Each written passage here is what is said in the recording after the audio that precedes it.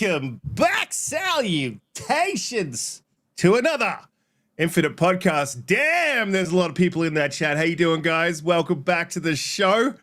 Shout out to all you guys in the chat that come through and support us every week. Really, really appreciate you. This week, we don't have Holly. She's not feeling well. But we do have a special guest, Biff Rinaldi. Welcome to the show. How you doing, man? How's things? How's your week been? What are you playing? What's going on? Long week. God, what have I been playing? Black Ops 6. Yeah, that's about it. Yeah, me too. Yep. Yeah, you haven't played any Black Ops since was it Modern Warfare 2, the original? The first Modern Warfare 2 was the last Call of Duty I played, yeah. Yeah. So Game Pass obviously dragged you back in, and now you're hooked, like me. Yeah, I am. Yeah. I was up last night late trying to get one of the camos, which I'd never do. So I don't know why I got stuck in that whole like camo chasing thing, but I guess I'm doing it. Donte, welcome back. How's your week been? Salutations. What's going on? What up? Yo, great week, man. Nice holiday. Got to chill by myself and be antisocial on purpose because I just wanted to not be bothered to play some video games, and I made myself some food, so everything was good. And also got some pie from one of the coworkers who makes a bomb sweet potato pie. So everything's going pretty gravy, and I'm back into my one life of back into Starfield, man. I'm going through the Unity as many times as not as many times. I'm trying to max out all my powers. So right now I have no life except for Starfield and playing zombies every once in a while. But I'm here to talk other stuff. So we'll see how this night rolls. I gotta put you on this dude, Donte. I don't know if you care about building another ship or something like that, but this guy I found on Twitter. Wait a minute, what I say? I was like, I don't want you to put me on him. Wait. No, I don't want to be on him or anything like that. Put you onto nothing against him. But onto. Yeah. There we go. Gotcha. Onto. This guy, he makes ships. His name is Chicken Throttle, something like that. I forgot. He's on Twitter. He makes these insane. I don't know how he does it. Maybe it's like those. I know they have those things where you can click certain portions of a section of a whatever on the ship piece together to make a odd, unique design, or click things that shouldn't go together by you can get or whatever. But he makes these really crazy, uniquely great looking ships that does not at all look like you can make it in Starfield. He makes them. I got not through mods. He's not using like a mod program that's doing mods. it. Or, yeah, no mods? I think he said because I know he's using console, so he's not on PC. But I mean, you still have mods on console, to be fair. But I think he was saying that when I last replied to him that he's doing it on his own.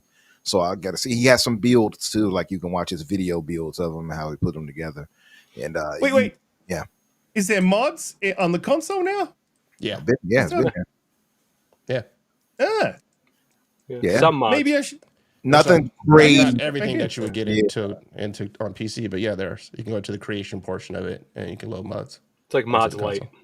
Light mods, light version. Yeah, but yeah, he got some crazy. I'm going to share it to you actually in a few. But this dude does some crazy stuff, man. Like if you all, I'll share him to my timeline if you all want to see it. This guy is really, really unnecessary. Like I don't know how he's this good. I keep looking like how the hell did you make that? And I've made a dozen ships that I lost all of them, of course, going through the damn Unity. But yeah, that's the only thing I didn't like. It's like all my stuff is gone. That's why I'm going through the Unity to max out everything. So like I'm trying to get, because I think you can level up everything 10 times for your powers, right? Yep. So I'm trying to go through the Unity just to max out the stuff that I care about, and then I'll pick one universe to just be my live in, right? Where I try to do pretty much any and everything. Within playing the same way I've been playing the game, but all the other side stuff and landing on random planets, more my exploration and shipbuilding and building my empire. So should be dope. I have to send you my ship designs. You get some too? Yeah, definitely. All right. Definitely. Show us what you got, Biff. Last time I went through the Unity, I went to Constellation. I went to the lodge, and I was standing in there. Like, a version of yourself was there? Version of me from that world was still alive, and now he's on my ship. Oh, dude, wow. I'm still waiting for a weird thing to come through. Like, I haven't had anything yet. I haven't met the children version of it. No. I haven't seen one where I think they say one that someone's a plant, an actual plant. Yeah. The character. I haven't had anything weird happen. All mine have been normal. I'm on like I think it was 6, I think. I think it was my 7th time going through the Unity, and this is the first time that anything out of the ordinary has happened. All right, cool. So I'm hoping something That happens is in the next crazy. few months. I've been through the Unity one time, and then I was like, yeah, I'm done. I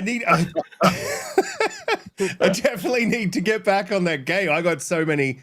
Still going to play Cyberpunk trash. There's a whole lot of stuff I got to play. I don't know. I don't know. I just cannot sit on a game that long, man. But I can see how you could in Starfield, and I can see that game sort of hitting that Elder Scrolls level sort of build out. You know, it just goes on for 10 years with all this stuff to do. I could see them doing that. Just it was really unfair, like how that wasn't sort of considered in the release of Starfield and the vitriol that was around it, obviously, because Xbox's first big release. But Umbra, we haven't introduced you. Welcome back. How's your week been? What have you been up to? How's things? Oh man, really good. I had to mute for a second. I was clearing my throat and I didn't want that to come through. Anyway, yeah, I've been good. Had Thanksgiving the other day with the family. I cooked the old turkey as I typically do.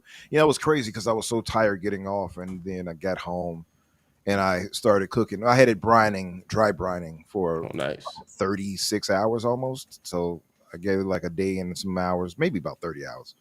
And I got it out and got it, prepped. I did a few things different. Usually I would do, have you guys heard of this style called the butterfly or spatchcock style for a turkey?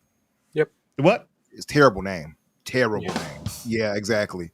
They call it spatchcock. I don't know who came up with that name. It is highly terrible, but yeah, I'm going to spatchcock it. Oh my God. But I saw that from me. The butterfly is the nicer version of that. And you just cut out the spine of the bird and then you flatten the breast down. And what it does is allow it to cook evenly. yeah. But it comes out really nice, and that keeps it. And if you do it with the brine, it allows for the breast to be really tender and juicy. I figured you would get them both. There we go. But it allows for all of that if you do it in the right combination and you cook it properly. So I didn't do that this time though because I was just too tired. But I was, I got the turkey prepared and everything. Came out decent, traditional way. I just had like the best idea like ever, right? Hear me out. So, first of all, Umbra, you need to be on camera. Second of all, you set that bad boy up in your kitchen, right? And you just start cooking, and then you describe what you're doing. So first we get the spatchcock, and we lay it out here, and we tenderize the breasts slowly. What is gently. happening, yo? What is happening? Holly's like, if Holly's listening, she's kind of like, thank God I'm not tonight. Oh, she's trending for sure. It'd be like first. I guarantee you would have 1 million subscribers, and they all be ladies, and they'd be lining up at the door. Then you could do cooking with the ladies. Like, come right over here, baby. Let me just get your hands like this. Let me mold this together. Hold on, this is how I would approach it. I'd be like, so this is what I want you guys to do. You make sure you get your aprons and you put them on real nice and tight. And then I want you to tenderize the meat. You want to have the meat proper and tenderized. Yeah. Then we're going to get our seasonings and rub the bird down. Slap it and make sure it's all over there. God damn it, dude. Apologize to Tenderizer Umbra. if there's any kids out there. please not. I'm so feminist. Oh, shit. Special God Nick, damn. welcome to the show. I think Was Nick that just Nick? popped in the chat there somewhere. I think What he's up, here. Special What up, Nick? brother? Could maybe I missed some of his. Yeah, no, Dan, he's in did there. you? No, he was there. Look at Infinite Hero. Oh, dude. Honestly, if you do that, I'll subscribe. My missus will probably subscribe, and I won't like it. She'll be like, you gotta stop watching this shit. Stop watching. This goes out to a special Aussie lady. Oh yeah. He's talking about me. she's not Australian. She is from Unkerland. Ah, I don't know believe where he's that's talking at. about She's not. me. I'm all, I have no clue where that's at. Yeah. I believe Wait, what- in UK. Where's I'm going Unkerland? yes. Where's that at? That's the UK, England. Oh, that's what you guys call it? Yeah, Unkerland. No, gotcha. That's the I gotcha. That's, All right. that's the real name. The original name. name. That's what they used Gotcha. to. Yeah, that's what they used to call it back in the day. Oh, man. We jump into the topics before this show gets any crazier than it already has gotten. Interesting one. The term of the thumbnail. I find this a little bit ridiculous, but look, I'll read it off because apparently Sony has a handheld console coming into the market. Apparently it's years down the pipe. Bloomberg. We are the Bloomberg. Assimilate or die. Bloomberg reported this earlier in the week, citing anonymous. I just can't talk. Anonymous sources familiar with the development of the device. Sony is said to be considering the move in order to compete with Nintendo's dominance in the handheld console market and head off competition from Xbox, which has indicated that it's exploring the idea of a handheld. That's what I sort of found interesting. They're just doing this to sort of bust into the market. Also, Sony did enable their console to stream games directly to the portal just recently as well. So this is a very interesting sort of new dynamic I think we're seeing from the industry, where the handheld is sort of becoming the new console market, right? Where that's the new battle. It seems like this is going to be the new battleground. Someone did rightly say, but I disagreed with them just to annoy them, that Switch sort of has that market cornered. But then I don't think it really does, right? Like it's a very different sort of a thing. I think Switch is its own little compartmentalized thing. It obviously has the sales. It does really well with what it does, but I think the dynamic's about to change with the Switch 2 coming into the market. It's going to be more sort of, it's going to be graphically powerful. It's going to be more like a PS4 is from what we've heard. So that's sort of stepping into the realm of Microsoft and Sony, right? So if that's what's happening, then those three are going to start directly competing for the market. Plus, not to forget before Umbra brings it in, because I know you will, you've got the ROG Ally, you know, you've got the Lenovo Go, you've got the, let's talk about Stalker for the rest of the show. Thanks. Red Wolf Renegade with a $10 chat. The super chat says, stop. Let's talk about Stalker 2 for the rest of the show. Not until they fix the damn thing. It's hard. Welcome to the zone. That's the end of it. It's hard and it's broken. Sorry. Pause. Whoa. Damn. Whoa. They got he's pills for gonna do it that. again. They got pills for that. Just saying. Well, no, that's why it's broken. Anyway, look, I think it's going to create a really interesting dynamic in the industry. And I think this is very much who brings to market first. And I think Xbox needs to just have this. Xbox needs to win this one. They need to come out with their handheld and nail it first. But in that recent interview with Phil Spencer, I think it was a couple of weeks ago, he said that they're years away. So if the Sony is years away, this is years away. Switch releases, that's still going to corner that market. I feel like Switch is going to have they're going to have the conversation for such a long time that if Xbox releases with anything less than something that's competing with the Steam Deck, the Lenovo Go, the ROG Ally, then it's almost sort of Switch is going to win that sort of console sort of battle, I think, straight off the bat. Donte, I jump to you. How are you feeling about handhelds? I know Umbra is a huge fan of his handheld, and he'll probably have a lot to say about this one. So we'll save him for last because he will know he'll have an angle, I believe, that we won't have. There's a reason you keep saying that. What's the truth behind that? So I don't know, man. Like, so this kind of returned to the old days, right? When they used to make the PSP. So it's kind of like, okay, cool. You're finally like readdressing the mobile market. And Xbox is for the first time kind of getting into the mobile market. And the only thing I would say about that is like Xbox, this is one time where you need to be first in terms of if PlayStation is now doing it, I hope you're further along in development to kind of get yours out beforehand. Because for as long as people have been kind of tripping about it since you've had the ROG Ally and the Steam Deck that came out, like you had enough of a window to recognize if there was a chance there to gather some of that market, that player base, right? If you have something that can play your Xbox games natively and then also all the Game Pass offerings, I don't see why you weren't like already in motion where that thing is closer to release than if Sony's like kind of making decisions right now to get into it.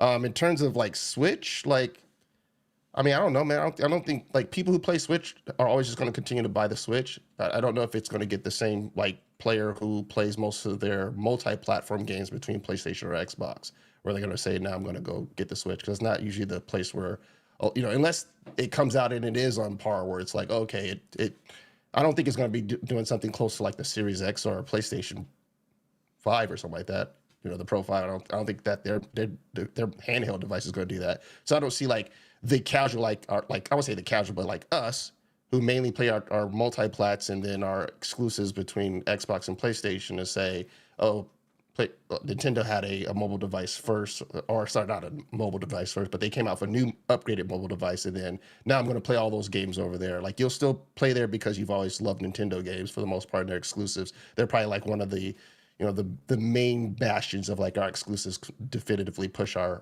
product, where PlayStation and Xbox rely on third parties for the most part to really where most people are playing their games at. So, but it's like it's whatever. Like I'm still a local hardware guy, so I'm not the market for it. But if Xbox if Xbox has something that's pretty compelling, especially for me to access Game Pass stuff, then it might be something I would consider, especially if I'm like taking a trip somewhere.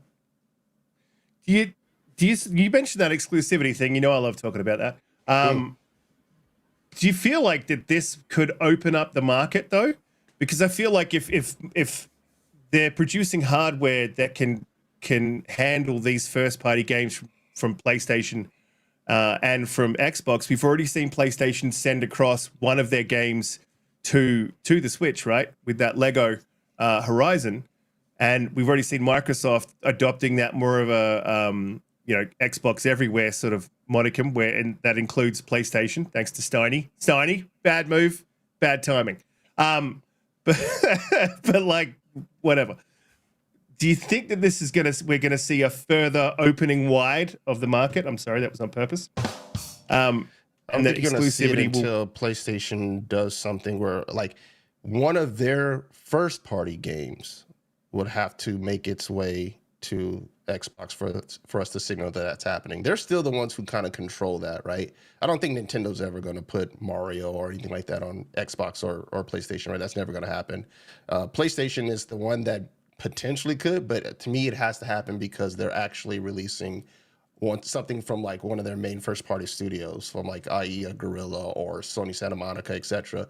So like I know like seeing Death Stranding come over finally to Xbox, people think that like maybe that's a signal, but again, I think they can say that like, hey, that's still Kojima's thing. It's not necessarily like it's not us. So until they signal where they say, oh yeah, like even if it's the old God of War 2018, until something like that is available for Xbox, I won't see it as a signal. I think they have to be the ones to fire that gun. Xbox will just basically say, okay, well, we made money by putting our games there. And then maybe Sony would say, well, damn, if Xbox made another, 20, 30 million off of putting games on our platform, then maybe we're forced to say we're leaving that money out on the table. But I don't know, man. I just don't see them doing it. Unless they're forced to, unless it gets really, really bad, right? Unless they're like, wait, we're losing too much money. And Xbox's strategy is basically, like when we're looking at those revenue numbers, Xbox is in such a lead that they're like, maybe we do got to start adopting a similar strategy. But that signal will be when one of their first party games ends up on one of our platforms on Xbox. Yeah, I mean, again, referencing the Switch, though, they have sort of pushed out. Biff, I'm going to jump to you on the handhelds. I'm not sure if I know you've got a PC there that you do occasionally jump on, and yep. We don't really talk about PC here, so just fair warning. Umbra does constantly. But how do you feel about handhelds? How do you feel about this opening up of the market? Do you feel like this is going to create a sort of a massive battle between the console makers, and then obviously you've got the other guys in the market? You've got MSI, you've got Lenovo, you've got ROG, you've got a lot of these other hardware producers that are already in there sort of battling it out. Do you feel like this is a benefit to the market, or do you feel like it creates more competition, or do you feel like this is just going to sort of tank that market? It's going to be oversaturated? No, I think the handheld market's just starting to get good now. I'm actually really looking forward to an Xbox handheld, so I have something I could take to work with me instead of just my Switch. But, PlayStation's done handhelds before. I never had one. But they always seem to sell really well. I mean, I've had like every Game Boy or Switch that's ever been made. So, I'm not opposed to handhelds. I like my handhelds, but. Have you ever dived into a ROG Ally? No. I've been looking at them. I've been looking at them because they're all on sale this week. I've been thinking about it, but Right? Oh yeah, there are some Yeah. good Yeah. shows going right now But for sure. yeah, but now I kind of want to wait for the Xbox one. So That's my thing, right? That's the thing. Like I know Umbra, we've talked a little bit about Rogs, and I've sort of dipped my toe into sort of having a look at them, but I want to see what this Xbox handheld looks like. What is it going to be? And every time I hear about it, I think it's coming soon, and then obviously we hear it's years away from Phil. But Umbra, like, how are you feeling about the handheld market opening up? I mean, I know you purchased a ROG Ally. You love that. And we're seeing PlayStation jump into the market. We're hoping to see Xbox jump into the market. What do you think that's going to do for the market? How do you feel about that opening it up? What do you think about exclusivity? Do you think that that's going to sort of blur those lines of exclusivity? Like we've already seen Xbox take on Hideo Kojima. It was third party, but I think there's a little bit more behind that. As you guys already know, we've already seen PlayStation hitting the Switch. We've seen Xbox branching out. Do you feel like this console sort of mobile push might just be the next step in blurring the lines and it becomes about the hardware and not exclusivity? Yeah, it's possible. I mean, I'm all for it. I think anything that continues to add to the medium or whatever, and to that hardware, I guess, or that spec, is going to end up benefiting us in the long run, because they're going to try to outdo each other. Competition breeds all of that excellence, and that's the beautiful thing. Like for me with the ROG Ally, I love that there is a Steam competition with Steam or with the AO Neo and stuff like that, because it means that they're going to go extra hard, Asus, when it comes for pause, of course. When it comes to, I had to get it. When it comes to the next ROG Ally, that's why I'm holding out. Like for instance, they get the ROG Ally X that came. It's like I'm going to wait, because it's not enough of an upgrade for me where I can wait for part 2. Mm-hmm. And part 2 is where I expect it to really jump up. And that's the kind of the area where these handhelds might hit, by the way, because Sony is just starting on this thing, allegedly, from all reports. I don't want to say allegedly, because it seems like it's foregone conclusion. But Sony and Microsoft are working on theirs. Phil has made no bones about pretty much saying that they are, without showing us.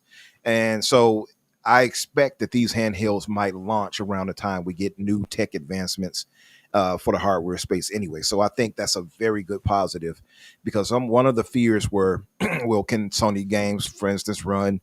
What games will they run? Because one of the issues they had with past handhelds, if I'm not mistaken, Cygnus, I see you in the chat, you can correct me if I'm wrong, but one of the issues were, I believe, with the Vita, where they had single use issues where if you buy the Vita, your games are locked specifically to that, and you can't play it on some other device, right? So as long as they get around that and they have it where you can access your games anywhere on that or your PlayStation, the console, if you will, I think that'll be a win for Sony right there. Microsoft is already far ahead when it comes to that part, and that's why we're waiting on the whole Xbox, as I could keep putting it online and giving people hints, Xbox everywhere, because that's where they're going, right? It's clear that they're going to make it wherever device you get on, and it's going to play into the handheld for sure, that you get on, you can access all of your library. That's been the only thing that's holding them back as far as anything being, this is an Xbox.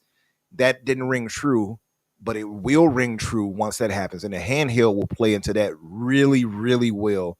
For Sony, when it comes to this, they are so far out, I think, though. I think they'll be later in the game when it comes to releasing theirs. But I expect any of these handhelds between them and Microsoft to launch next gen. Probably it'll be something that happens, a year or two in or so. Microsoft might be at launch, because we keep hearing about the 2 SKUs, so we'll see how that works. But I'm just I'm hopeful for it, because I think it opens up a lot of things. The problem with Sony, though, is, are they going to allow for other launchers and things like that to be played through theirs? That's the thing they have to get past. And if that is the case, how does that work out with some of your games being accessible outside of Sony's ecosystem? Microsoft has no problem with you going to Steam buying their games. They don't have any problem with you buying their games off some other website or whatever it may be to play and access their games. Sony has only been the one that's really showed any resistance to that. So they have to figure that out. And if you can access all of that, or if they have it where you can natively, going to Donte's point, if you can natively play some of these games, if they can figure out a way to, I don't know if the tech will be advanced enough to play PlayStation 5 level games. Maybe they'll have to dumb them down or something. I don't know how that will work, but it maybe the streaming would have to be the thing to go for them. And I think they're a little bit behind when it comes to that compared to somebody like Microsoft. So maybe they'll have to do some type of in-run workaround or something like, oh, you can sign up for GeForce and use it through, so something like that. I think all of that can play out well if they really focus in on that and really make a strong push. So I'm happy to see it because again, that competition from them means that Microsoft is only going to go harder when it comes to their handheld. You know what I mean? It's a win for all of us. Yep, I knew it was coming. But so that's a good thing for all of us as the consumer. And but if I had to pick between who do I believe is further out and advanced when it's going to like how they're going to present all of this, I would say Xbox. I think Microsoft they have the plan, they have the infrastructure, they have all of these things set in place already that's going to work out really well for them, where Sony is playing catch up. Nintendo obviously is to Biff's point. I mean, they have so many great games already, and they are the kings of handhelds, right? So as far as like their the Switch, I guess, is partly a handheld too. So they are the kings of that. They have IP that work well with that. They have third-party games that work well with that. Microsoft, and if they allow for Steam usage, which I believe they will, in the handheld, opens up that door way past anything else, even Nintendo, because it's a Windows operated system.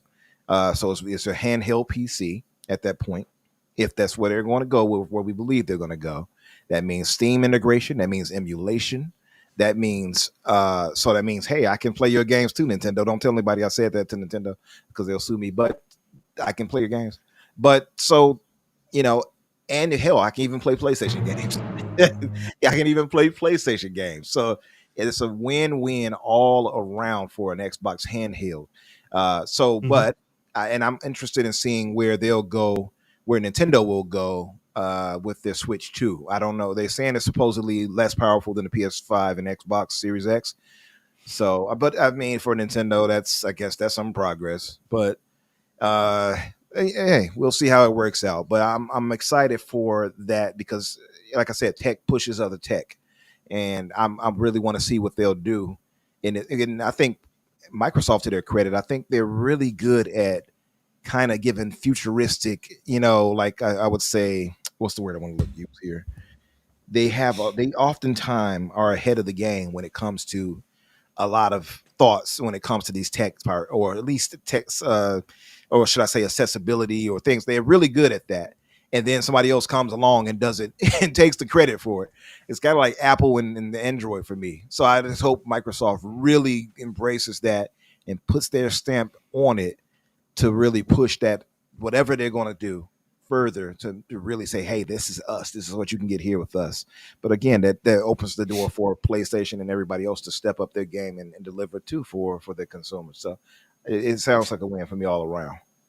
You raised some really interesting points in that as well. Like, I think it's not to be sort of glossed over. Is obviously the play anywhere that Xbox does really, really well. Buying a game on console, you're able to access that on your handheld. Playing a game on Game Pass, you're able to access that on your handheld if you've set that all up. That is a huge boon, as well as, I believe, and you mentioned it as well, again, Umbra, is that it's going to be Steam enabled. You're going to have Windows on it or whatever. It's going to be able to access those games outside of the Xbox ecosystem if you want to, which would mean PlayStation games. Wow. Should do a little spin around in my chair and but Spilling my drink. oh, sorry. Holly is with us. I think that's a huge advantage because I mean, traditionally, I think you're right. I think PlayStation's going to bring out a handheld, hoping they can keep that as an enclosed ecosystem like Nintendo is, and Xbox is not going to be there. So does that remove? There's two different markets there, right? We're talking about Asus, MSI, ROG, all those handhelds that are basically handheld PCs, and now we're sort of moving into a shift where you've got your Switch that's the console handheld, and PlayStation will very likely be that another console handheld. But Xbox, I think we can all agree, was very likely to have its Steam enabled with Windows, etc. So that puts Xbox really into that PC handheld market and takes them out of competition for Sony. And I know this article, the way it was written via Bloomberg, is that this was competitive, and which is why I put the handheld wars have begun. It's a bit of a joke, but I sort of feel like it removes Xbox from that competition with those specific handhelds. It sort of leaves Switch and PlayStation in a market by themselves, competing against each other, which we know Switch is going to win, and then puts Xbox into that sort of other market where they're in, the MSIs, the Lenovo's, the ROG Ally sort of thing. Umbra, do you think that's sort of where it's sitting based on what you were saying? That's sort of what I'm hearing. Yeah, as far as that's where I'm hoping they land, and again, I think the advancements that they're going to have in the next maybe 2 or 3 years when it comes to that. Well, I don't know how advanced it might go, but they're getting these APUs are going crazy now. We have if we had K, he could barely. I mean, if K was here, he could more efficiently explain this. But having spoken with our super intelligent brother, he tells me about the Strix Halo, and he tells me about that APU that they're working. It's going to give crazy graphical improvements and other things. So they have these APUs they're working on, which is a CPU and GPU bound situation, if you all don't know. And so they're really improving on that space. And so you're going to expect, I guess, in the next 2 or 3 years, they're going to have really crazy advancements that would allow for much more. So, and if these handhelds, if Sony and Microsoft really take advantage of that, we can possibly have it where you could just natively play these games. Well, hell, I won't even say it like that. It sounds weird to say it that way because I can natively play an Xbox game on my ROG right now. So you don't even really need a super advancement when it comes to that. If Sony allows for it and they get their text correct on a powerful enough handheld, right now they can have it where you natively play PlayStation 5 games on a handheld, and I don't know how much that might cost, but they can definitely do that.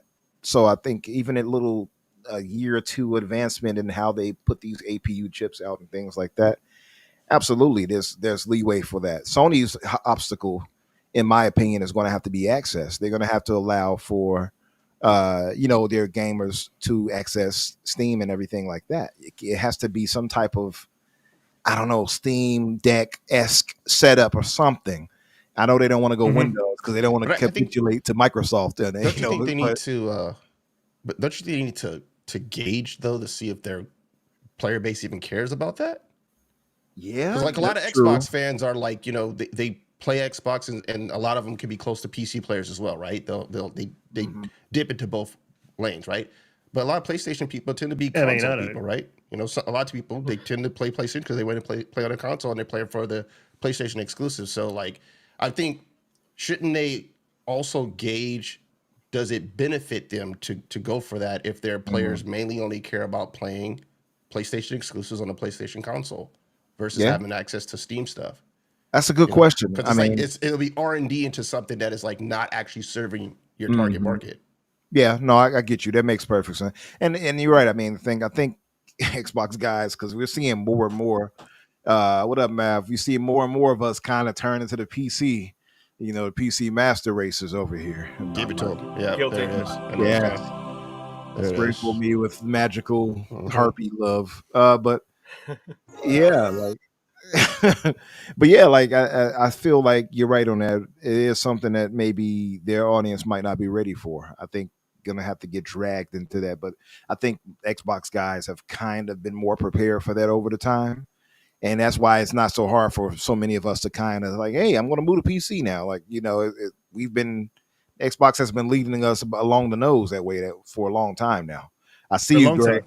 I guess that's a fair point. What I would say is all they have to do is package the messaging correctly, saying, hey, like Microsoft, of course, I don't necessarily agree with the whole Xbox. This is an Xbox thing, but once they get it where you can play all of your games everywhere, nobody will care. If I can play my games on a tablet, all of them, then in my past library, I don't give a damn about having to have that. And I'm not going to play no damn game on the laptop, but or excuse me, a tablet. But you don't get what I mean. Yeah. So if they can get their gamers to understand, hey, you get not only the benefit of all these PlayStation games, and you know what? I'll say this too. I think the bigger problem for PlayStation is that in that case is that they have access to most of the games. Games don't really skip their platform.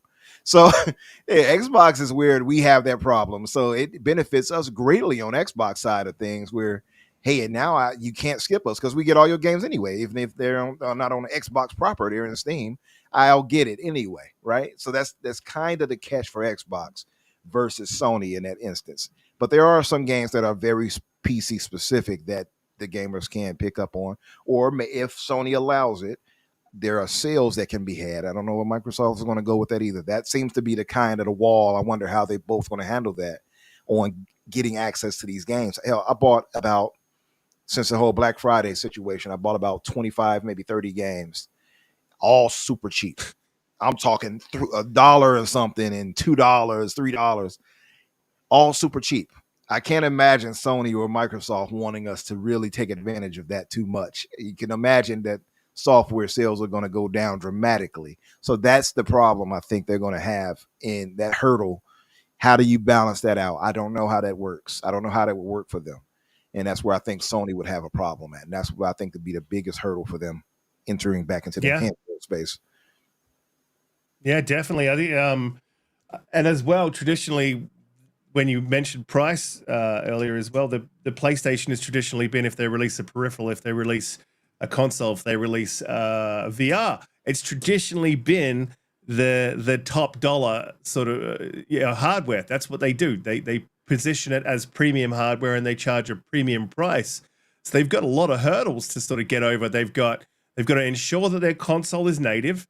You can't be having this Steam sort of cloud. That was one of the worst moves I've ever seen. I can't believe people bought that. Why would you buy that? Anyway, I just was astounded. Like, I can do that on my phone, but I'll buy this $600 peripheral for what? They're gonna make sure it's native, right? And Brian Burriers with the $5 super chat asked an interesting question that sort of goes to this. Riskit and Biff, in a world where games are now 0.5 terabyte downloads, what does the next handheld look like with storage capacity? That goes to price. It's going to have at least a terabyte to 2 terabytes. That's going to make it more expensive. Biff, I'll definitely jump to you. So what do you think the next sort of storage capability is going to look like within handhelds? I mean, I can't see personally that the cost, v storage is that it's going to get much past 2 terabytes for at least the foreseeable future. Yeah, no, 2 terabytes, that'd probably be like the high end if they did it in tiers. The 2 terabyte, the 1 terabyte, maybe a 512. But Brian's right. This day and age, you're going to have 4 games on your handheld. You'll be able to play 4 games natively. That's the issue with having it all right on the hard drive. So, even with the handheld, you're probably going to be doing a lot of cloud gaming. Yeah. Well, that's as well. That's a possibility. Then you could also have external storage options. They could probably do something like that. And I think as well, Microsoft would do well to sort of learn from the PlayStation launch where they had that interchangeable SSD. You can do that with ROGs. I believe you can up the storage, so you can buy a small SSD and build that yourself externally. So I guess having that option as well would be a smart way to go. But PlayStation's got a lot of hurdles to get over. They've got to compete with all the PC handhelds out there that have access to Steam, Itch, Epic, as well as Xbox. Then they've got to, if they decide to have a closed ecosystem, they've got to compete with the Switch. And then it's sort of a price thing. You can guarantee the Switch is going to be, let's not say half, but a lot cheaper. I don't think this is a market that PlayStation can enter with its ethos that it has traditionally had. We're going to come in premium price, and you're going to play the way we say we want you to play. I think they really need to enter this market and meet gamers where they are, both in price, performance, and accessibility. I don't want to pay $700 for a handheld. No, that's it. I mean, in Australia, but it will be. But it will be. Yeah, you're probably right. You know what I'm saying? It'll be like 700 or more. Yeah, easily. easily 700 more, especially if they go like with Brian's question, if they do go with a 2 terabyte, you know, you're looking at 750, I think, around that mark. Like, yeah, prices are getting crazy. There's a lot of value out there. Spartan661 gifted 10 memberships. Thank you, Spartan661. You're an absolute legend. We appreciate every one of you in the chat, and we really appreciate you, Spartan661, with another 5 memberships. You're an absolute legend. Really appreciate you. Should I do it? Salutations to Spartan661. This is Spartan 661 Cortana. He just dropped 5 memberships. We're going to jump into the next topic, which is, I did make a video about something recently. Guys, go check that out. We're not going to talk about it on the show today because it's just a topic I think that many of us are tired of covering. But the topic that I was going to make a video about, as I'm trying to do a lot more videos, and that seems to be going well, is I was going to talk about COD and the success. Now, if you've been a long-time watcher of the show, you know that I had some pretty serious reservations about how this was all going to go down, and I was quite concerned. But I'll take my licks. I was 110% wrong about this. Oh, yeah, sorry. I'll take my licks. Even worse when you say it like that. Yeah, I'll take. Look, I'll eat crow when I need to, and I think this is one that I sort of need to eat crow on. So Activision said that Black Ops 6's launch month was the biggest ever launch month they've had. That's paired with obviously sales and Game Pass subscriptions. Microsoft CEO Satya Nadella commented on the game's early performance during the company's first quarter earnings call. Said the launch of Black Ops 6 was the biggest Call of Duty release ever, setting a record for day one players as well as Game Pass subscriber ads on a launch day. Unit sales in the PlayStation and Steam were also up over 60% year over year. And this speaks to the strategy of meeting gamers where they are and enabling them to play more games across the screens and spend more time. They spend more time on. No, Satya, COD is a very different thing. It does not speak to that. Stop putting games everywhere. No, it's all good. Damn you, Satya. This is definitely a game. Look, I was concerned. I was never concerned that COD was going to do well. I was concerned what happens if they don't meet the metrics that I think that they had their expectations to meet. And I think what they've done here is they've exceeded their expectations. So if you, again, long time watcher of the show, you know, so what happens if they don't hit the Game Pass subs that they want to hit and they just hit sales?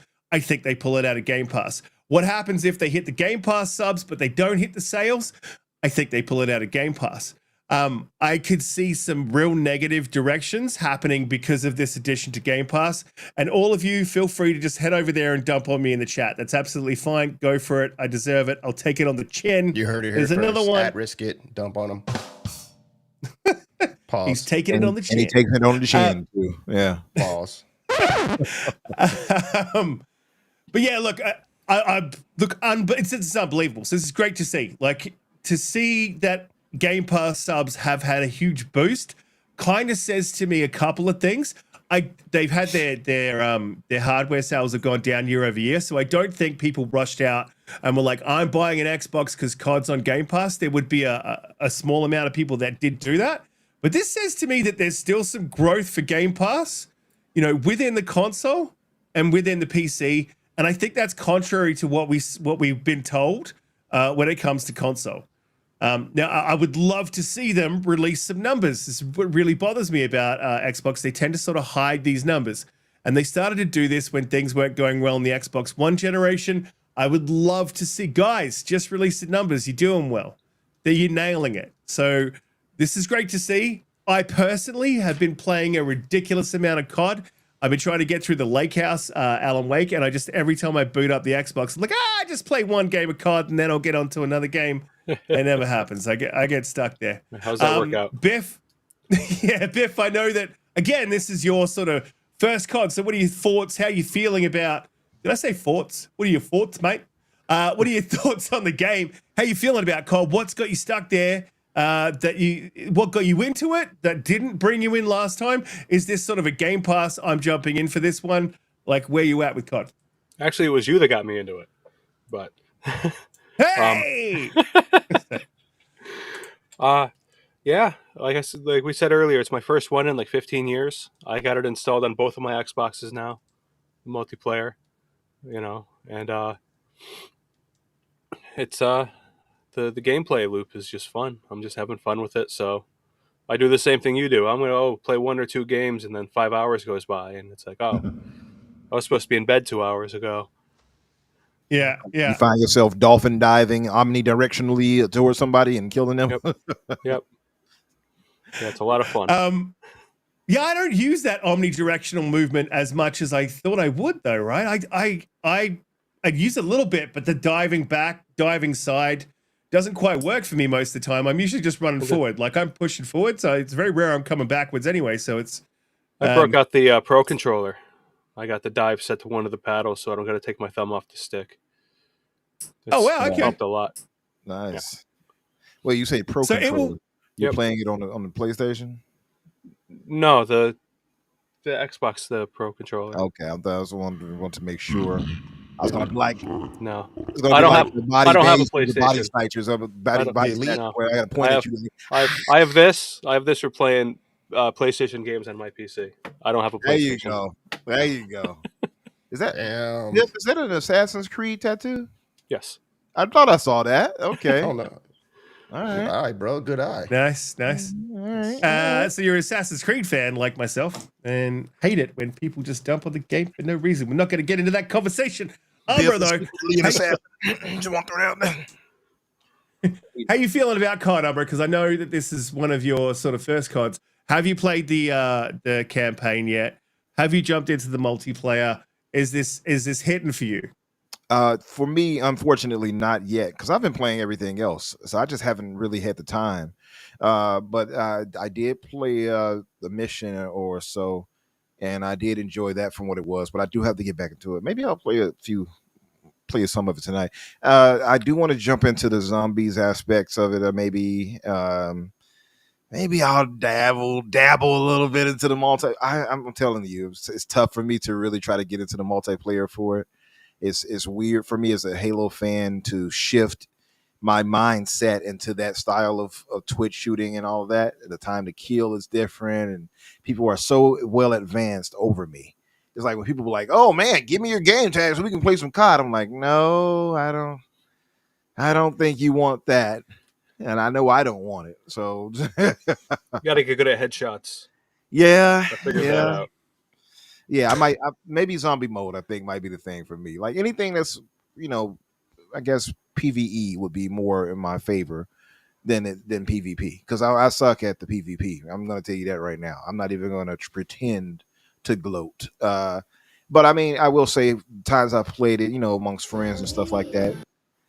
What was that? Amongst friends has been fun.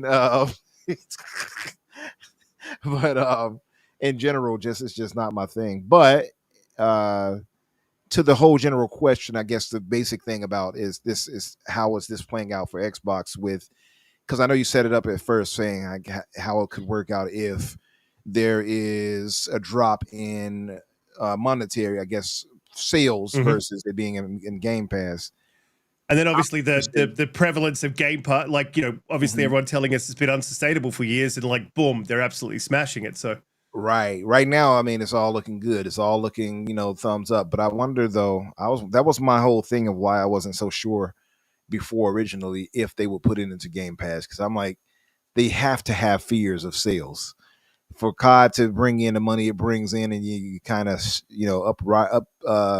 upending that by putting it into a sub service. I know there had to be some trepidation, like, can we do that without losing out on millions and millions of dollars?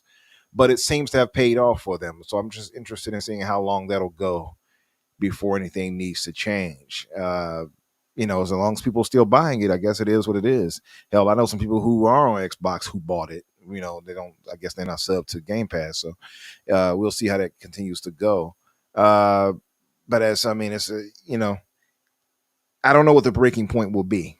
Satya seems to be the one that kind of dictating that nowadays, and he's not losing out on any other bonuses like he did some years past when he Uh-oh. I'm having some technical issues over here on my soundboard, so I was like, what's that, a robot? acting weird. Move for your some money, come on. It's the uprising. Yeah, I for one welcome our robotic overlords. Megatron. That sound like Soundwave. All right, anyway, my bad. What was Yeah. that?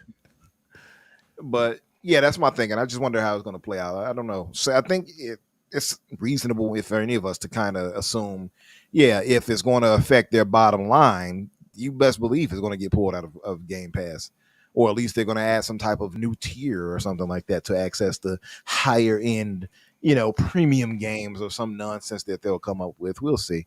But right now, it looks to be all things seem to be pointing to a positive for that. So I'm not going to jinx it, and I don't want them to change up anything to the negatives either. Like, oh, we're going to take this away. That's one of the issues I had with the whole shift in their subs and the new tiers, because they took stuff away. People kind of like, it's all right. No, it's not all right. I want my free games gold month. Like, I don't think anybody should have ignored that, but whatever. That's just me. Yeah. But as far as all you, see you guys in the chat, hey, I will join for a humiliation, maybe one round or two with you against you or something. I don't know, but I won't be playing too long. Do you think, I want to kick this around the panel too, but do you think that this is a signal to Satya that, like, we're definitely sending everything everywhere? That's it. Like, we've seen the jump in sales on PlayStation. They got 60% increase in sales. And then, we've seen the jump in Game Pass. Hey, we're making money on the front end. We're making money on the back end. Pause. That's a pause. That's a rim shot. Damn it. Whoa. I wasn't ready. There you go. Oop. There we go. All right, there you go. Sorry. Donte, do you think this is a signal? Damn it. You think this is a signal to Satya to say, hey, we're on the right track, and now we're going to start looking at games like Halo? I mean, that probably already is happening, right? Is that why Frail said what he said about there's no red lines? So that probably already is happening in terms of, again, like, I don't think from the bigger picture, especially like multiplayer games that benefit off of having a healthy base playing it, it helps for a game like Halo's multiplayer to be available as in many places as possible, right? So I get it overall from a business standpoint, but I'm also of the same point of, like, you need certain things to bring in people into your ecosystem, right? Which are differentiators to say, this is the reason why I went ahead and purchased this particular product versus the other person's product. So it's either it has to be the hardware or it has to be, the games. Clearly, they're going in a direction where they're like, hey, we want the games as many places as possible, which is cool. It means more people get to play these games. And I think that ship sailed for the most part. So I think if we're going to hear something about that too, it's probably like whatever the next main Halo thing is, that'll be like the test of, like, just how far the no red lines are, right? Because if Halo goes, that means anything can go, right? That's your staple, that's your tentpole that started it all. So, but it doesn't impact me. I'm still gonna buy an Xbox, and as long as they keep making them, right? I'm still gonna prefer to play because that's the ecosystem. That's where most of my games and movies and stuff are inside of that particular ecosystem. And I'll still have like a companion device with a PlayStation to play those games. So it's kind of like, but you gotta still make stuff that I want to use. Like, I want hardware that is actually legit, right? That makes me be like, okay, cool. Otherwise, I'm gonna go Umbra and join the PC. Yeah. One of us. I already got a dope PC. Already got. I'm gonna upgrade though. I will have to upgrade if they stop making like dope consoles for me to be like, yeah. Then I might have to look at playing more of my games through PC with an Xbox controller. So don't want to do it because I still want that console in my living room situation. Right. That's my setup. I'm not really one who sits at my computer desk playing all day. I'm in the living room on my large TV, which is the reason why I bought the damn thing. So that's what I prefer. So Xbox, if you're hearing us, True. Make them consoles hot, man. Make them consoles hot.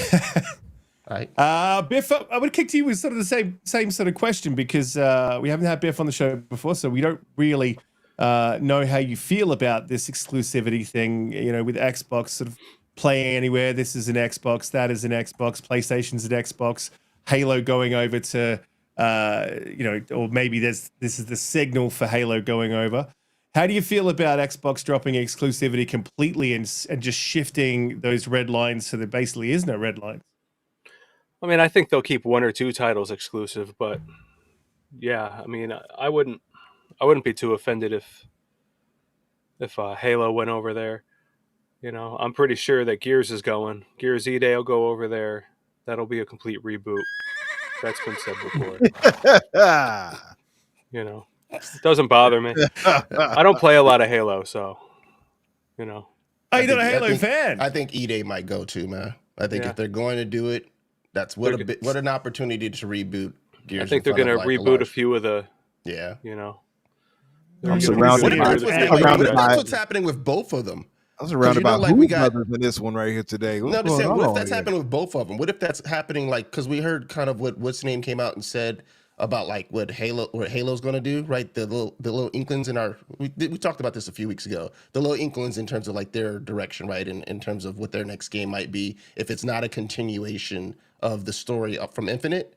So what if they end up doing the same thing? And what we're seeing with E-Day, and then let's say if they do redo Halo CE, that it's to launch multi-plat between Xbox and PlayStation. Yeah, they'll reboot. Maybe a soft reboot, but it'll go over. If Forza goes over there, then they'll at least have a decent racing game on their platform. Damn, shots fired. Oh, ladies and gentlemen, damn. Shots fired. I'm still of the mind. Brought to you by Biff Rinaldi. Biff. Yeah. Clear the highway. Shots fired at PlayStation fans. Yes, you can at me on that. That's fine. Don't call me. Call Biff Rinaldi. Don't at me. Don't at me. At my boy Biff. Umbra, jump back to you. Just on that, because we didn't. Do you feel like we're going to see Halo Gears come over all off the back of this, COD being super successful on PlayStation? Sales are up 60% on PlayStation. That's huge. Subs are up hugely on Xbox. They're obviously, again, I hate to say that word, but they're looking at, revenue on the back end, revenue on the front end. This seems to be all positives for Xbox and all negatives for Riskit, because I hate this shit. Fuck, God damn. No, it's fine. I look, if they send Halo, they send Gears, I'm not happy. I don't want to see that happen. It's not what I want. But Umbra, how you feeling? If this is a signal to Satya to just put everything everywhere, how you feeling about that? The beloved Halo going to that platform. I don't like that thought of that at all. Even you just saying the words right there made me cringe up a little bit. I don't like the thought of Halo going over there like that. You know what I mean? I just feel like it's Halo on a PlayStation. Hey.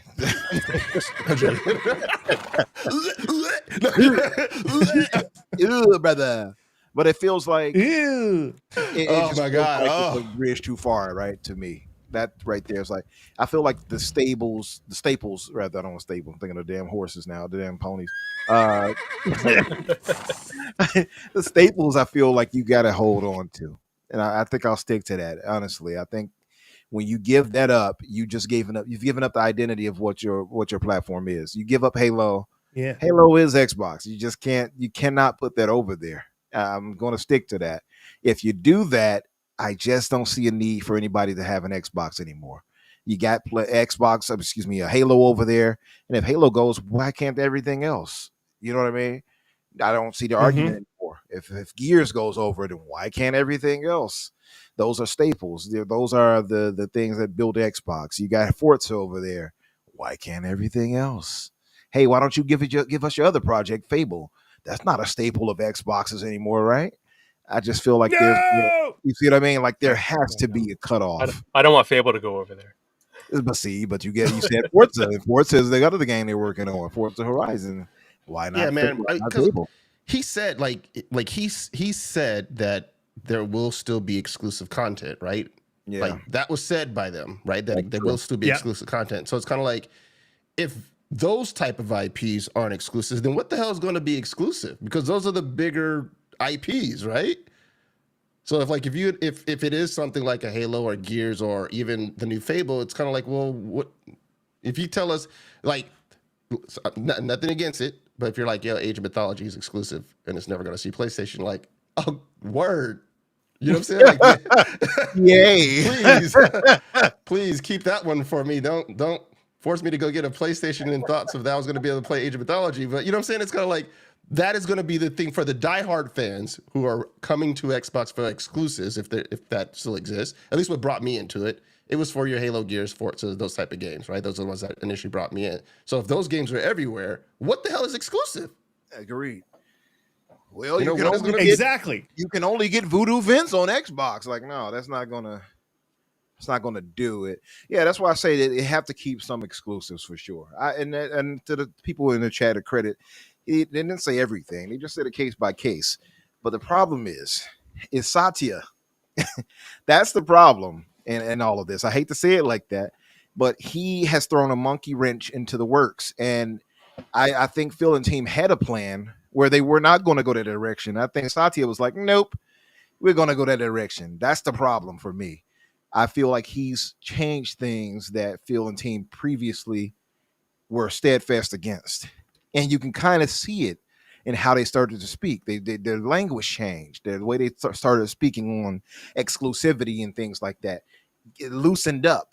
It was really like, oh, we're not going to do this. We're going to keep these games this, or at least they didn't outright, capitulate to it. Now it's like, oh, the red line. There is no red line, and it's more or less still kind of a case by case basis. It's just reworded, but it still is essentially him because the restatement of that tells us, yeah, there's been some other considerations.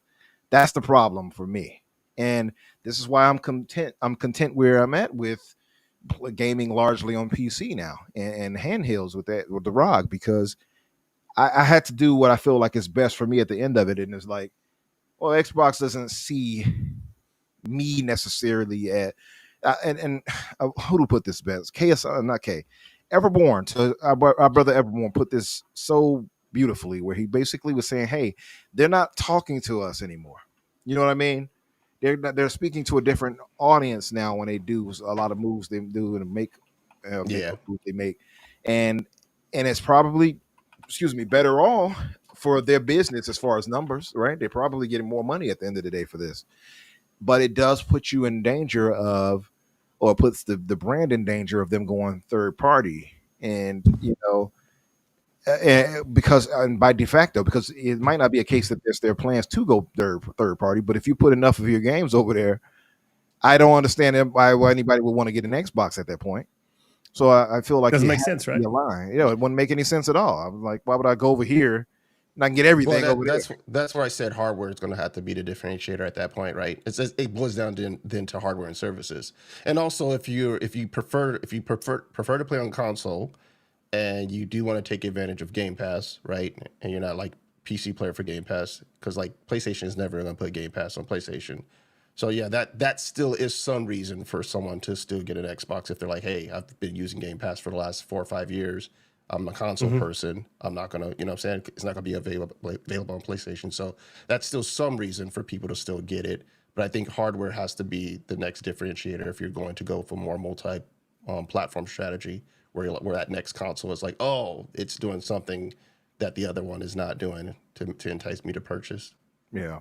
For like the non-diehards, like people like me, my digital library is where it's at, right? All my movies are where it's at, right? Yeah. So I'm not going anywhere unless they shut it down, right? Right. But talk about the people who are not completely locked in with hundreds of games between one or the other platforms. That to me also has to be a thing. Like, well, they go on the Xbox Everywhere thing that might work in your favor for that too, to even access that. I don't know how that'll play out.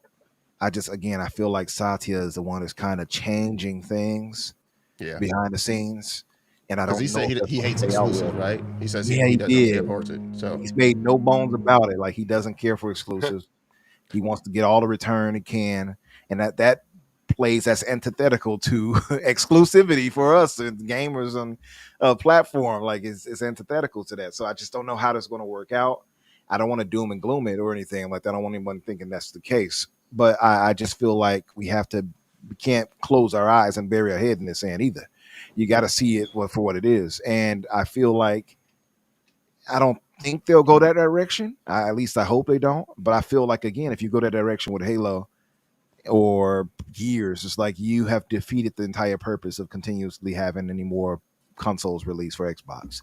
And I don't even think hardware differentiation is going to matter, because PlayStation is going to be almost neck and neck, if not better than the next Xbox anyway. They're going to be neck and neck. It's just what it is, right? They're running both. I mean, so it does raise another question as well, because and I'm against it, which is the Sanchez MTZ Gaming sort of race. Satya will just keep buying game studios, let him cook. I don't think that that's a great thing for the industry if Microsoft keeps buying up. Like, I wouldn't mind a few more little studios that fill the gaps that they have. Pause. But I think Microsoft, whether they're third party or first party or any huge sort of Microsoft level, PlayStation, Embracer, Tencent level sort of conglomerate or corporate body, buying up more studios is not a good thing. That doesn't create competition. And when you start cornering the market like that, which is Microsoft is exceedingly good at doing, that just means, you get less competition, which means you may get less quality. You get more of the same instead of, having a lot of point of difference, which I think Microsoft has been really good at. So I don't think we should be championing as fans for them to buy up more studios. And the only reason that realistically I was sort of keen on ABK is because it filled a lot of those gaps that they had. And obviously it brings in the revenue. So for me, initially when that was announced, it was like, we're guaranteeing the success of Xbox here. We're guaranteeing its life. We're guaranteeing more hardware, which was the hope. Jesse P in the chat said, I'm going to laugh my ass off when the next batch of ported games is Age of Mythology, Ara, Flight Sim, Towerborn, and going to be calling out a lot of you disingenuous content creators. Jesse, say more, because I don't know what that means, bruh. I don't think we're being disingenuous. Maybe you mean someone else has been disingenuous. I think we're calling it how they're saying it. We see it. So if those games come, Jesse, like, cool. Like, no one's going to complain if Age of Mythology and those games are the ones that actually end up making it over to PlayStation. But the fact that Phil says recently no red lines, he invited this conversation for people to question, okay, what does that mean? And that's the only part I come from is this. I don't care about the whole exclusive stuff. Doesn't impact me too much, because I must still play the game where I want to play it and enjoy it. What I care about is your messaging. Either some exclusivity does matter for certain games, right? Like you want people within your ecosystem to have certain exclusive games, or you don't, and just be consistent with your message. Because if you say no red lines, then it makes it seem like then there's no such things as exclusives, right? You're just making it seem like it's if then or what we decide for the day when we wake up and we say, hey, maybe we should put that one on over there. So just be more clear with your message for your fan base to have an idea. Because what if someone is like, I got this, I want to play that game, and is it coming to this though? Because I already have this particular platform. Like, you're not enticing someone to pull the trigger to get your console if they think it can just hold out to get it on the other platform. So just be more consistent with your messaging. So that's all we're saying. Yeah. Yeah, and Magnum, yes, it is worth talking about every week, because all roads lead to exclusivity, whether you like it or not. No, well, I mean, look, we just sort of came up off the back of us talking about COD, Magnum. It's a very fluid show. We have a very topic fluid show, and that's just sort of how we roll, man. So, go pick on Mag.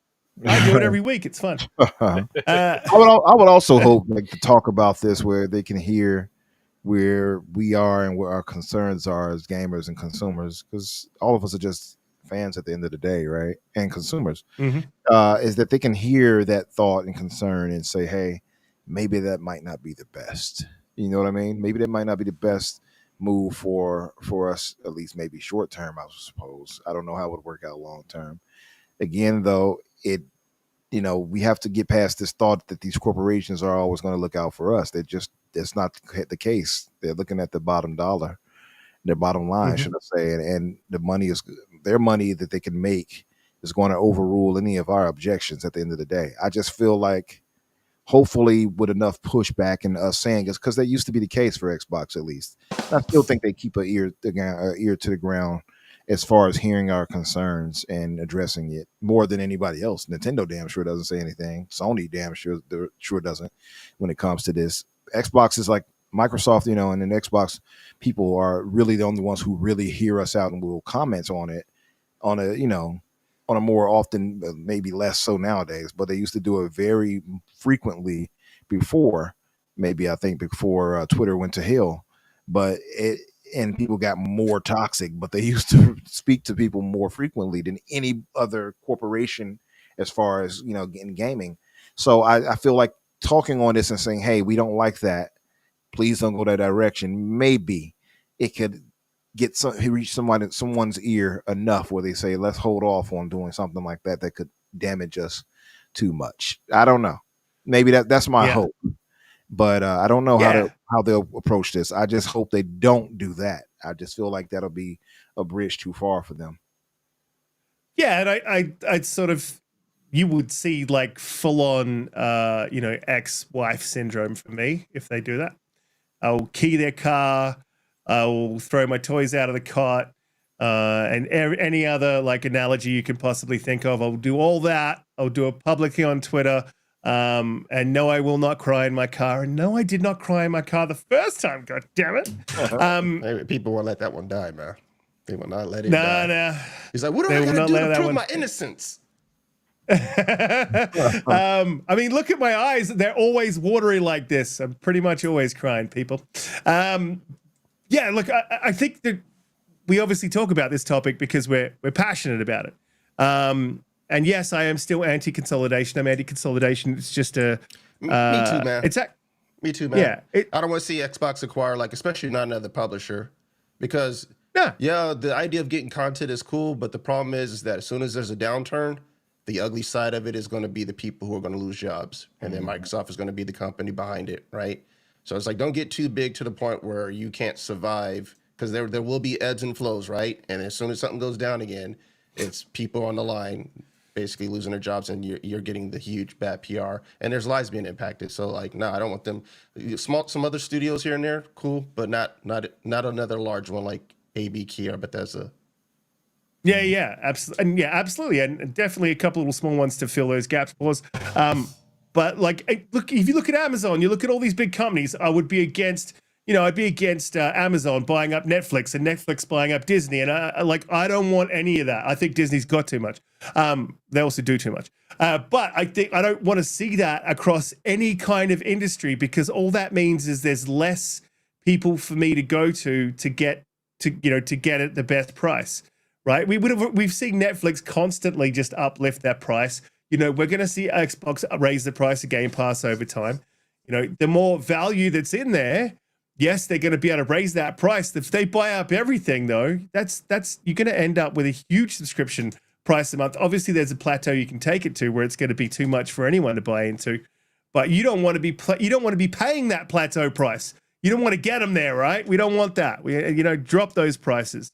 At the end of the day, I think from a consumer perspective, no, I don't think the console was going away.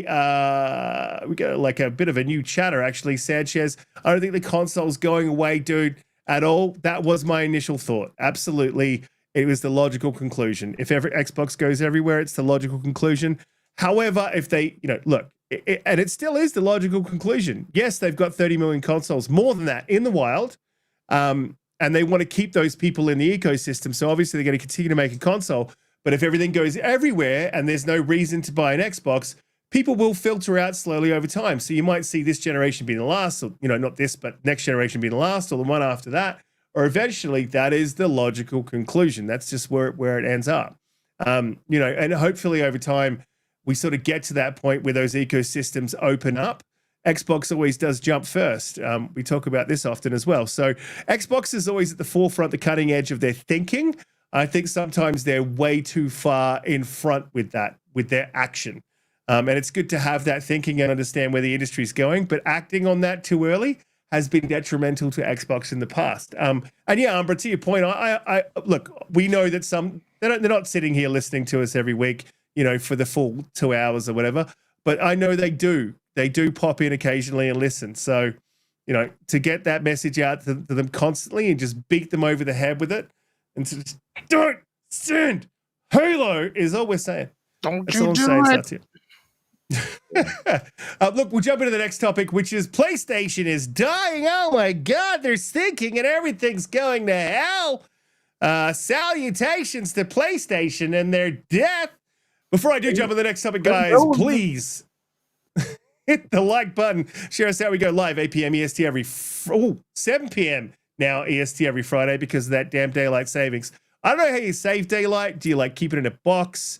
You know, do you stick it in your wardrobe and pull it out when you need it? Pause. But I can't say this dude's name, and I've tried, but I'm going to try it again. Shuhei Yoshida. I hope I got that right. The soul of PlayStation is departing. He announced that he'd be leaving Sony Interactive Entertainment on January the 15th, 2025. He has been with that company in many different roles for 30 years. And we've seen, I even forgot the dude's name. What's his name? Ryan, Danson, Ryan, whatever his name is. Jim Ryan, Uncle Jim. How did I forget his name? Because he's not important anymore. But we've seen him leave recently. Now, I was 100% believe that he was moved on. And we've seen others leave as well recently. No, you know, people that have been there over time for a very, very long time. We're starting to see sort of a shift within the leadership of PlayStation. We're seeing sort of a shift, I think, with their exclusivity. Again, the Concord failure. Got to bring it up. Concord sucked, everyone. But the Horizon Zero Dawn going over to Switch, that's a move you would not have seen in PlayStation's earlier days. They would just definitely not give up exclusivity of absolutely everything. Then we've seen Death Stranding. They sold off the IP. And yes, I know that it's a third-party studio and everyone's a third party. But they sold off that IP knowing what would happen. Again, something you wouldn't see from PlayStation in the past. I think this signals a shift. By the way, I think this signals a shift in their ethos and how they're looking at the industry. And I think they need to, because there's only so much of the pie that they can corner before they have to eat into everyone else's pie. And I don't know why I'm talking about pie right now. Should we change it to burgers? Pause. But did anyone see that Q1, Q2 earnings call or whatever it was? Why did it seem like that was from something out of like 1980? You know, it was like so for PlayStation? Who wrote George Orwell? Was it George Orwell? No, he didn't write it. It just seemed like it was a dystopian, all white, you know, they're standing like the evil people on top of the world, all white in the background, wearing their suits, little mics in front of them. Go out and control the people. So I was like, it's real weird. Anyway, I've gone off on a tangent. I've gone off on a bit of a tangent, but I think you can see PlayStation. I think they do it. They do it a lot smarter than Xbox. They turn so imperceptibly and make those changes so gradually that you don't even know that it's happening. And I think they're really good at that. And I think this signals a shift from them, with exclusivity, with the games that they're developing, how they're going to manage their studios, what kind of studios and games they make. I think we're going to see a huge change in the next, I'd say, 5 years for PlayStation. Biff, going to jump to you because I know you're a massive PlayStation fan. You bought every console. Oh, yeah, totally. No, he hasn't. That's not true. Do you feel like this signals a bit of a shift, a bit of a change in the management, a bit of a move for PlayStation, and gradually over time we'll start to see things coming out of that platform holder very differently? Yeah, well, PlayStation has been famously following Xbox's footsteps, like 3 miles behind for a long time. You know, everything Xbox does, PlayStation will eventually do, and act like it's innovation. And I mean, they put that Horizon game over on Switch, but it didn't sell. So maybe that'll slow them down from wanting to do it again later, or maybe they'll just realize it was a Lego game and people would want to play something else. That's the thing. Did it sell on their console and not on the Switch? I think that would be a signal to them. Or if it didn't sell anywhere, which I feel like that's sort of the case, from what I'm hearing, they'd be like, okay. And then it's just the game itself wasn't good enough. So Yeah. I hear it didn't I sell feel well like anywhere, but Yeah, I definitely feel like that would be a sort of not a signal to sort of pull back from doing those deals. They would have obviously made some sales on that platform that they definitely wouldn't have made had they not put it over there. So I don't know. I would look at that as a net positive if I was, which is what I'm concerned about for Xbox. We just spent about half an hour talking about that, but so we won't go back there. Umbra, do you feel like this is a switch for the platform? Did you see what I did there? It's good switch platform. Switch for the platform. I mean, in so much as with Yoshida, you're saying just with him retiring and moving on. Yeah, I think him leaving sort of signals, the change in leadership that we've seen over time. We've seen a lot of studio leaders as well leaving. So it's possible. I mean, it's possible that I thought at first when it happened, we saw the announcement, it was him just retiring, but he's not. So who knows where he might pop up at Nintendo or something like that. You know what I mean? And we've seen it happen with other people, which I called out, by the way, with a certain gentleman who left Xbox and, I'm starting my own studio, even though we thought he was retiring. I won't go into that, but it's possible that we could see some type of shift like that. I think, Shuhei, he was one of the last of the Mohicans, as they would say there, that kind of held it all together. You see a lot of the reactions from people who work there. Even someone like David Jaffe, he had to praise him and such, and spoke on it. I don't know where they'll go with this. I think it's definitely a change in guard. I mean, we're seeing that across the board when it comes to Xbox and PlayStation. So I don't know if it's a necessarily a big thing or not. To Cygnus's point, yes, he was holding out for the indies. It does not mean, though, that won't affect anything else, because I'm sure he had a voice in other things outside of just the indie department. I don't know how this will play out. I mean, that's to be seen still. But yeah, he's had a long storied history with Sony. Being the type of person I am, I would love for Microsoft to bring somebody like that into the fold. But Microsoft has kind of shown that when it comes to certain moves, they just do the opposite. I don't know. Again, if I could see him landing anywhere, if he's still not retiring, I could possibly see him landing in Nintendo or something like that. It just seems like he would fit there. I don't know what it is. I think he has a very happy disposition. It seems like he'll be in Nintendo land or something. But I don't know. I don't know how that'll play out. And maybe he'll just, retire into the sunset eventually. No one will actually use him. I don't know how this will play out for Sony proper as far as things go and moves they'll make. And they've already kind of shown us the indies were just there to supplement until they got the games they wanted. Like, that's the whole funniest thing about it to me. We love indies over here, until they got their first party games rolling. Then it was like, what indie? So I don't know if that department is right. Psych.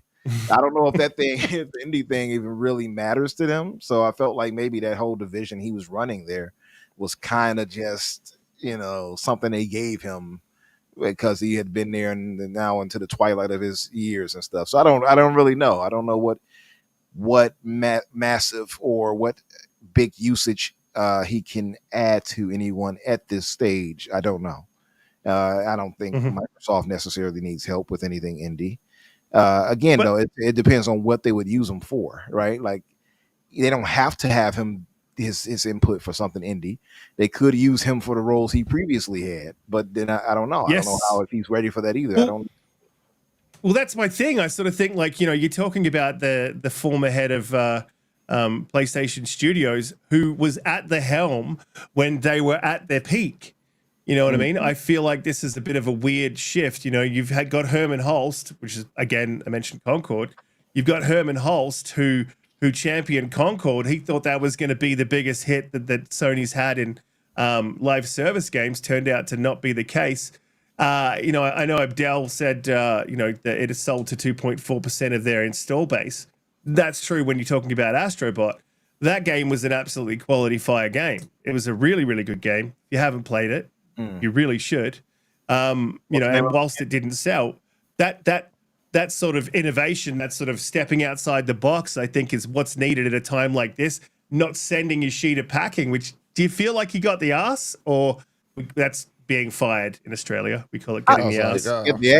We call that something completely different. Over here. Something I completely got different that over here in ass. the States. That's a good thing over here. Yeah. Well, Or hey, okay. it could be a bad thing over here too. Now they got his ass. Oh, Yeah. hey. I mean, listen. To even to our brother Abdel in the chat, he got a point there. Like we have someone already in Xbox for that, but we could use Yoshida. Like again, go to his past roles. If you go to where he was a third party, liaison and such like that, that's something Xbox could use for sure. Bringing he probably someone like that probably has crazy connections, crazy ties to whomever, and they might be like in favor of helping out and bringing not helping out necessarily because it's help to them. They might be more in favor of hearing him out and listening to that and saying okay, and bringing their games and more stuff to Xbox proper in general. That there could be some positivity for that too. And he had other roles again, but I don't think they're going to put him in a super high end position just based off him being as old as he is now, right? Like he's not some young bird who they can bring and put into that before his retirement, before he wants to get out of the thing altogether. But I think, yeah, pull him in and have him work with people that's already in place, especially if it's going to be as far as, in my opinion, bringing more third party games that have kind of felt they can skip the platform. Maybe that might be a usage for him. Yeah, there's definitely going to be a use for that. The dude's got experience up the wazoo. I don't know if you guys say that. Yeah, we do. Yeah. That means a lot of experience. Yes. So he's definitely someone who could be utilized, but I tend to agree with you, Umbra, about like he sort of seems to fit more at Nintendo. Donte, you think PlayStation is a burning ship? It's on fire. It's sinking. It's dying. The ponies should clip up out of there. Everyone should bail. Jimbo left. Yoshida left. Everyone's leaving, and PlayStation's dying. No. I mean, I think right now they're going through a growing pain, or not growing pain, but they're just going through a navigating a tough time right now, right? Where they haven't had the studios that normally come out big for them to be able to consistently have a cadence of games that their fans are accustomed to seeing on an annual basis, right? And it's been showing its legs for the last couple of years. Now, there's also obviously a lot of changeover, which happens, and this could basically be a signal of basically them kind of, either figuring it out or struggling for a few years. But I think the one thing they can hang their hat on is that their name is still the zeitgeist when it comes to a console, right? Like you hear people say, like get a PS5, the memes, me or the PS5, stuff like that, right? So even Misguided without souls. having like the consistent banger content that they're known for, they still been managed to be the top dog when it comes to basically, pushing out high-end units.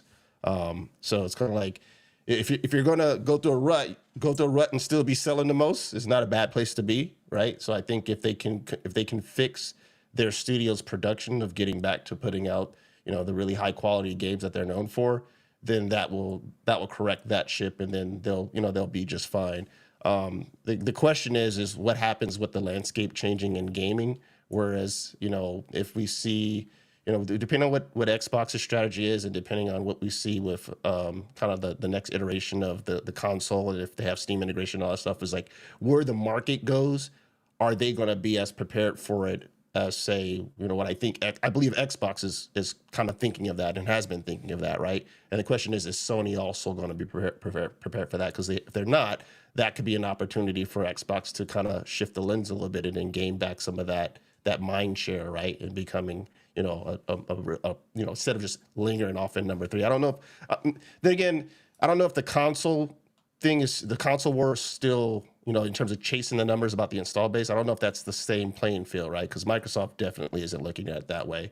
So maybe we have to, you got to shift your thinking in terms of it is just installed users, right? People who are signing in, playing your games through whatever particular platform, and that's the number that they're caring about. Because at the end of the day, it's who's buying your software, right? Who's buying your software? Who's subscribed to your service? I think that's what they care about, what Microsoft cares about, because that's going to be the revenue numbers, right? They take an L on their consoles that they sell anyway. They lose money on those on every unit. So it's kind of like change the landscape, and let's see if Sony is also going to be able to pivot and be just as successful. So should be an interesting next 3 to 5 years. Yeah, I think so. I think that's going to go away as well. That traditional loss leader hardware sales sort of platform, and things are becoming very different. I mean, look, things have changed. I did hear something about this, so I'll be careful. But it was actually something that I sort of thought Xbox was leaning into, and it's why you probably earlier in the year and maybe last year you'd hearing me talk about their pivot away from cloud. Hardware is shrinking at a phenomenal rate, and so you can fit a lot of power into a small package, right? You know, you're looking at Samsung TVs being able to stream Xbox, being Xbox ready. You know, we're not too far away from that point where you're getting a TV with the hardware in it that's able to play these games natively with Stream Assist, or Cloud Assist. So yeah, I think the landscape is fully changing. There's a sort of a lot, out there. I think Xbox again is a little bit too early on the jump, but I definitely think this is signaling a change from inside PlayStation. I don't think they're catching fire. I don't think they're burning to the ground. Just to make everyone in the chat happy, yes, PlayStation sucks, right? But I think that this is a pivotal time for them, and I think that they need to nail the next 1 to 2 years and going into the next console generation. Whatever their messaging is, whatever their pivot is, I think they need to nail that to be in the best position to succeed down the line. And I think if they don't, I think it'll be really damaging. The same way that Xbox One and PlayStation 4 was that switch to digital, and Xbox really needed to nail that, and I would argue failed there. And I mean, Phil would argue that too. Failed there. I think PlayStation's in that position now, and Xbox and any console makers in that position now going down the line into the next few years, the next console generation. And I think whatever they do now is pivotal. But yes, one I thing think PlayStation will be fine. I could say in terms of if they could have a little bit of concern, which is kind of circling back to how you start, what you start the show off with, was the COD's numbers, right? So if Xbox gets to the point where it gets kind of known as like the COD box to a degree, right? Where most of the people who are playing it are doing through either a Game Pass sub or just purchasing like an Xbox to do so because, through Game Pass, whatever, or doing it through PC. That could, what I'm saying? Like that's the type of thing where they can make inroads. But like I kind of agree with you earlier about like the console market is for the most part flat, right? They're not really increasing their numbers and getting to a wider audience right now. That's why Xbox is going so hard for PC because that's the only growth opportunity that they see. The people who have bought consoles, you got your you got your Xbox, you got your Switch. And it's a lot of people who haven't even upgraded, right? They're still like a PS4 or some who are still using an Xbox One, right? So they haven't they have no reason to force themselves to upgrade, right? So that market's flat, and PC's the opportunity for them to get people like with Game Pass subs to kind of grow their business. So being known, if you get yourself with that mind share of known as like, okay, well, so the casuals who only play COD, get yourself a Game Pass sub or whatever, you can play COD. I think that's where they can kind of, eat into a little bit. And I think Sony kind of, like those numbers, if those numbers are correct, and if there's, the news, right? We're not getting numbers, but if that news is accurate, which I have no reason to doubt that it is, if the numbers support it, I think Sony looks at that as like, this is what we were concerned of, and this is the reason why we fought so hard in court, right? Because we felt the casuals can start seeing Xbox as the COD box. So they're okay with exactly. the casuals seeing PlayStation as the COD box, though. Right. Of course. Yeah, right. Of course, right? Because it's been that way for forever now. So yeah.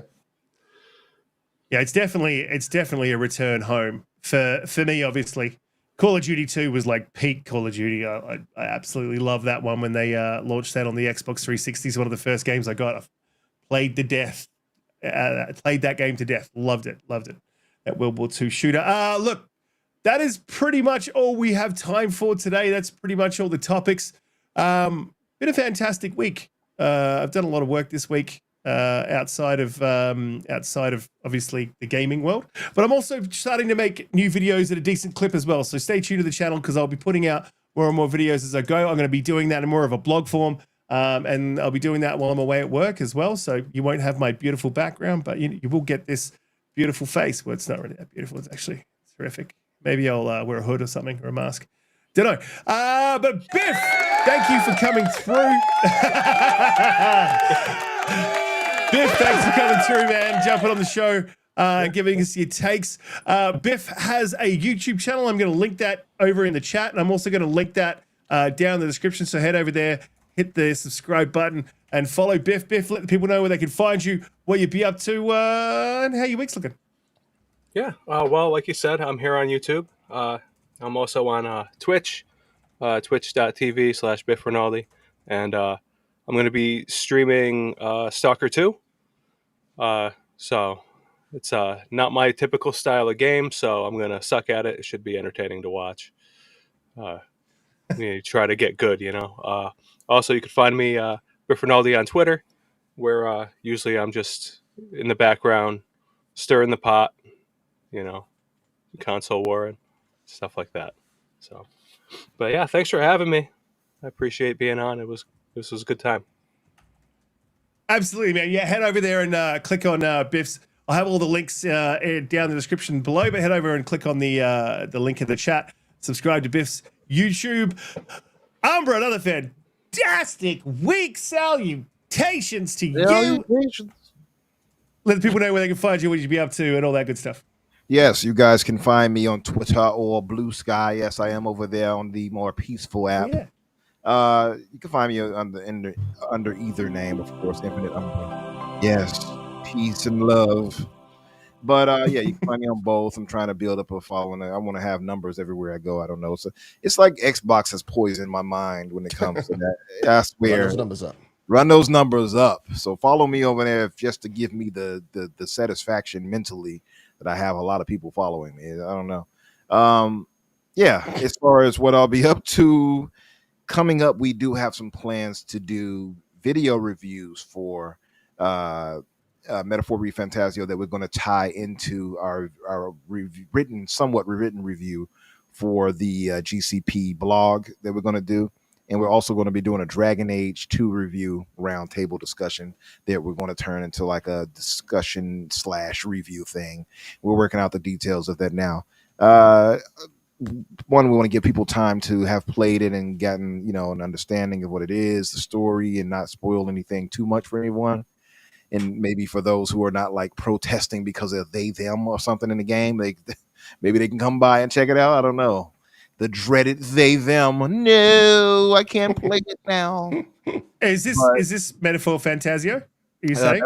That's for Dragon Age with the they, them and all that. But yeah. Oh, okay. Yeah, I was protesting Metaphor ReFantasio, but not because of anything to do with the pronoun. Metaphor is my game of the year. Like, Well, that game deserves. I guess we nominate trash now. That's fine. Yeah, but as far as what I'll be doing coming up, like I said, I bought a bunch of games during this whole Black Friday thing. So I got, like I said, about 25 different games I picked up, maybe 30. I don't know. I got to look. My Steam library is growing ever more.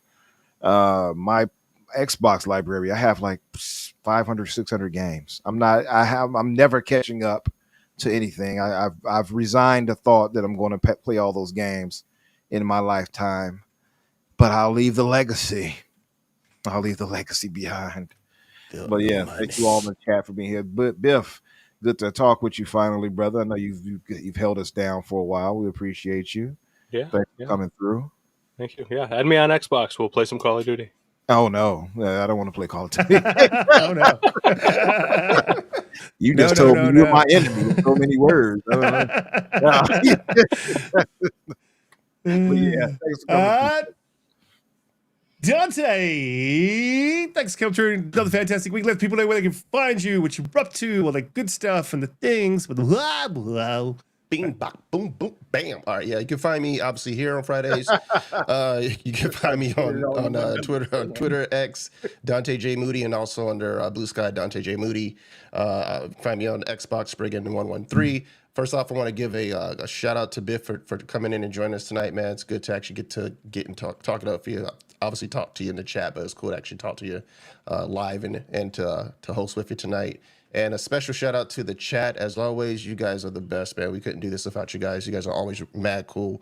Cool conversations within the chat, man. And just always provide that proper energy and laugh. So we can't thank you guys enough. Catch us again. We're going to record. We doing another one Sunday. Is that what's happening?